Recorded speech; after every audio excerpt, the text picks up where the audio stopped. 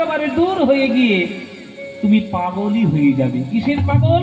হরিনামের পাগল, কীর্তনের পাগল, কৃষ্ণের পাগল। আর কি দরকার? আর কিচ্ছু দরকার নেই। তাই মহাপ্রভু সেই রূপ, মহাপ্রভু সেই কলিতি নিরাকুল অখিল লোকহিরি গোনার বদন চাঁদ পরকাশ।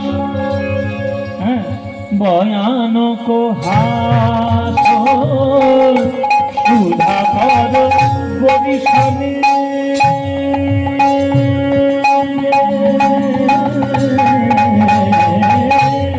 ভয়ানক হাস সুধাকর বরিশালে জগজন তাপ বিনাশ জগজন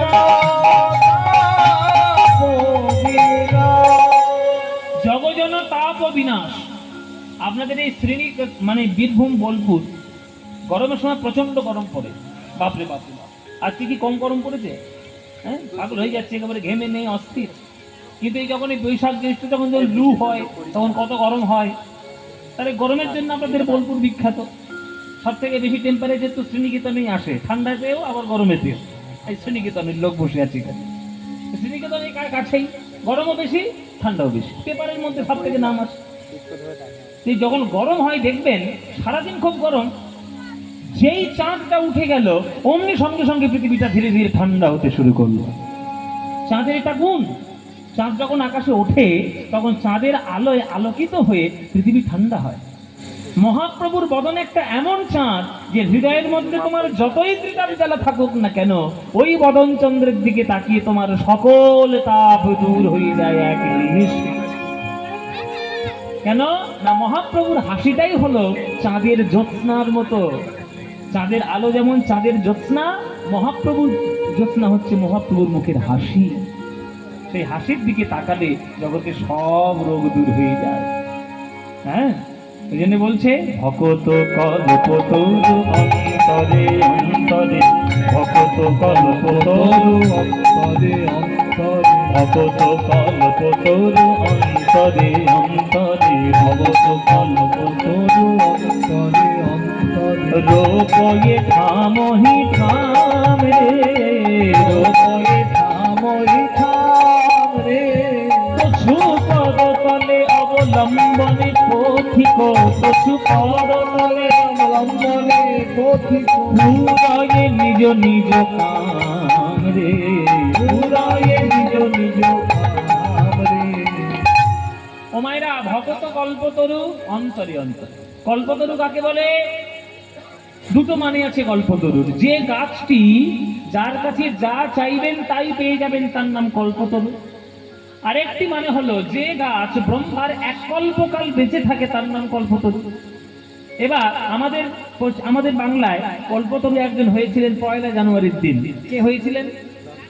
ঠাকুর রামকৃষ্ণদেব কল্পতরু হয়েছিলেন। যা চাইবে তাই পেয়ে যাবে, কল্পতরু।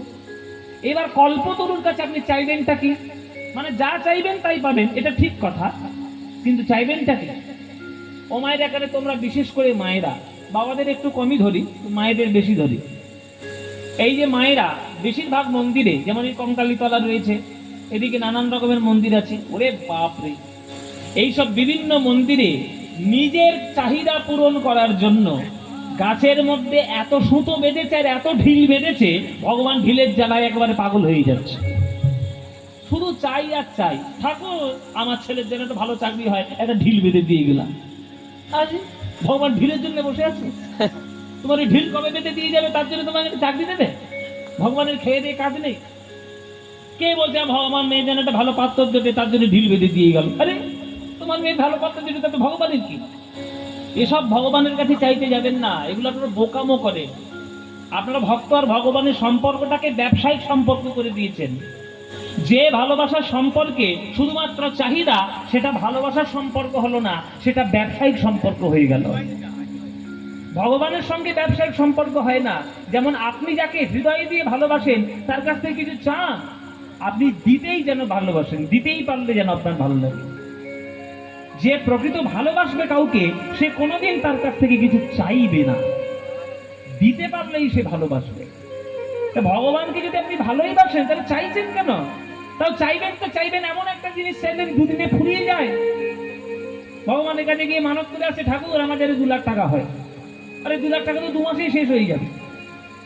হ্যাঁ, 2 লাখ টাকা 2 মাসে কেন, একদিনেই শেষ করে দিতে পারি। একদিনে 2 লাখ টাকা শেষ করে দেওয়া কোনো ব্যাপার নয়।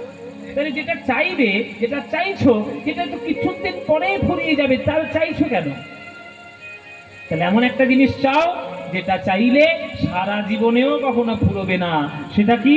প্রেম, ভক্তি, ভালোবাসা, শ্রদ্ধা, বিবেক, বুদ্ধি, জ্ঞান, এইগুলোই হচ্ছে আসল চাওয়া। তাই বৈষ্ণব জগতে কল্পতরু দুজন, একজন গুরু, একজন বৈষ্ণব। তাদের কাছে চান, কিন্তু জাগতিক কিছু চাইবেন না, পারমার্থিক বস্তু চান। ভকত কল্পতরু অন্তরে অন্তরে, ভকত কল্পতরু অন্তরে অন্তরে, রূপয়ে ঠামহি ঠাম রে, রূপয়ে ঠামহি ঠাম রে, কছু পাদতলে অবলম্বনে পথিক পুরয়ে নিজ নিজ কাম রে, পুরয়ে নিজ নিজ কাম রে। তাদের মন আশা হলো মন আশা হলো মন আশা হলো ভাব গজেন্দ্রে চড়ায়ল কিঞ্চনে, ভাব গজেন্দ্রে চড়ায়ল কিঞ্চনে, ওই ছন বহু বিলাস রে, ভাব গজেন্দ্রে চড়ায়ল কিঞ্চনে, ওই ছন বহু বিলাস রে। ভাবরূপী গজেন্দ্র, অষ্টসাত্ত্বিক ভাব, স্তম্ভ সেদ রোমাঞ্চ বেবধূ বৈবর্ণ সর্বাঙ্গ অশ্রু প্রলয়, এই অষ্টসাত্ত্বিক ভাবরূপী গজেন্দ্র যদি কেউ একবার পায়, যে কোনো একটা ভাবের মধ্যেই সে কৃষ্ণকে অনুভব করতে পারে। এই ভাব হচ্ছে গজেন্দ্র। হাতি, হাতি যেমন চলে তেমন খুব ধীরে ধীরে চলে। হাতিকে কখনো দেখেছেন ঘোড়ার মতো ছুটতে? খুব ধীরে ধীরে, কিন্তু যখন যায় সে কিন্তু বুঝিয়ে দেয় যে আমার অস্তিত্বটা কি। অস্তিত্ব কিন্তু হাতি বোঝাতে পারে। বাঘ যতই হিংস্র বস্তু হোক না কেন, বাঘ কিন্তু অস্তিত্ব বোঝাতে পারে না, ওই গ্যাবিটটা নেই। হাতির মতো চলেছে, বিরাট বড় শরীর, বিরাট বড় শরীর, বিরাট বড় কান, একেবারে জঙ্গলের রাজার মতো চলে যাচ্ছে। ওই জন্য রাজা হাতির পিঠে ওই আগেকার দিনে সব যেত আর কি। ভাবরূপী গজেন্দ্র, আপনার ভাব তো হৃদয়ে একদিনে আসবে না, ধীরে ধীরে আসবে। কিন্তু যদি আসে একবার, যদি একবার গোবিন্দের দিকে সে ভাব যায়, তাহলে আপনার জীবনটা ধন্য হয়ে যাবে, একেবারে গ্যারান্টি তো গ্যারান্টি। ভাব গজেন্দ্রে চড়াইল অকিঞ্চনে, ওই ছন বহু কবিলাস। হ্যাঁ, ভাব গজেন্দ্রে চড়াইল অকিঞ্চনে, ভাব গজেন্দ্রে চড়াইল অকিঞ্চনে, ওই ছন বহু কবিলাস রে, গজেন্দ্রে চড়াইল অকিঞ্চনে, ওই ছন বহু কবিলাস রে। সংসার কালপুত বিষেদব ফল, এ কলি গোবিন্দ দাস রে, এ কলি গোবিন্দ দাস রে। এই যে এতগুলো উদাহরণ দেওয়া হলো, এইগুলো প্রত্যেকটা জন্ম কিন্তু সমুদ্র মন্থন থেকে, জানেন? চাঁদের জন্ম সমুদ্র মন্থনে, কল্পতরু বৃক্ষের জন্ম সমুদ্র মন্থনে, ঐরাবত হাতির জন্ম সমুদ্র মন্থনে। কিন্তু সমুদ্র মন্থনের সব থেকে যে দামি জিনিস উঠেছিল, তার নাম কি মায়েরা? সব থেকে দামি কোনটা ছিল, যার জন্য ঝগড়া মারামারি হয়ে গেল? অমৃত। অমৃত। তাহলে কলিযুগে যদি সমুদ্র মন্থন হয়, তাহলে কলিযুগেও একটা অমৃত উঠলো। সেই কলিযুগের অমৃত কি? কলিযুগের অমৃত হলো হরিনামামৃত, কৃষ্ণ প্রেমামৃত, এটি অমৃত। তাহলে অমৃত যদি হরিনাম হয়, তাহলে বিষ কোনটা? কেননা সমুদ্র মন্থনে তো বিষও উঠেছিল এক ভাণ্ড। সেই বিষটা কেউ পান করতে পারেনি, পান করতে পেরেছিল একজন, তার নাম কি? দেবাদিদেব মহাদেব।